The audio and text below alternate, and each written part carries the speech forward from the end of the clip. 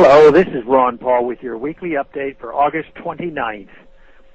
Even as a major hurricane hits the American Eastern Seaboard, the administration is determined to expand the war in Libya while threatening the regime in Syria. Is there any limit to our government's appetite to create more problems for our nation and economy? Americans may be tempted to celebrate the apparent victory of U.S. and NATO-backed rebels in Libya, since it seems the Gaddafi regime is overthrown. But I believe any enthusiasm for our Libyan misadventure is premature. The Obama administration attacked Libya without a constitutional declaration of war, without congressional authorization, without meaningful consultation with Congress, and without a dollar being authorized from the House or Senate. It was a war started by a president who turned to the United States for its authority and ignored the authority of the U.S. Congress.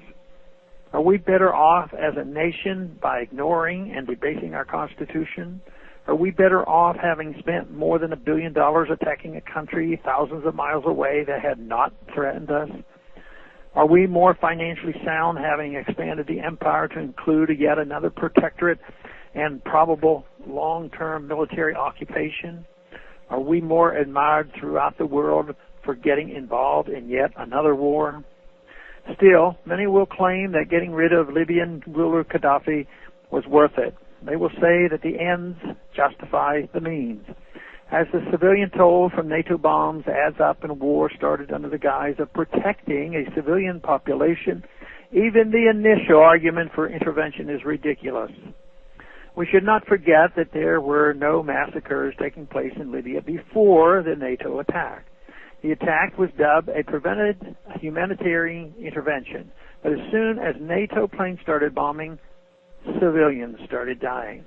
Gaddafi may well have been a tyrant, but as such he was no worse than many others that we support and count as allies. Disturbingly, we see a pattern of relatively secular leaders in the Arab world being targeted for regime change, with the resulting power vacuum being filled by much more radical elements. Iraq, post-Saddam, is certainly far closer to Iran than before the U.S. invasion. Will Libya be any different? We already see grisly reprisals from the U.S.-backed rebels against their political opponents. These are disturbing scenes of looting, lawlessness, and on the part of the rebels. We know that some rebel factions appear to be allied with Islamic extremists, and others seem to have ties to the CIA. They also appear to have a penchant for killing each other as well as supporters of the previous regime. The tribal structure of Libyan society all but ensures that an ongoing civil war is on the agenda rather than the Swiss-style democracy that some intervention advocates suggest is around the corner. What is next after such a victory? With the big Western scramble to grab Libya's oil reserves amid domestic political chaos and violence, does anyone doubt that NATO ground troops are not being prepared for yet another occupation? Neoconservatives continue to dominate our foreign policy regardless of the administration in power. They do not care that we are bankrupt, as they are too blinded by their desire for empire and their affection for the entangling alliances we have been rightly counseled to avoid. They have set their sights next on Syria, where the U.S. moves steadily toward intervention in another domestic conflict that has nothing to do with the U.S. Already the U.S. president has called for regime change in Syria while adding new sanctions against the Syrian regime. Are U.S. bombers far behind?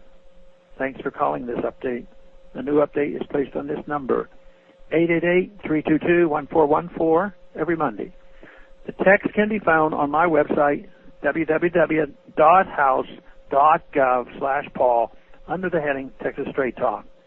Thanks for calling.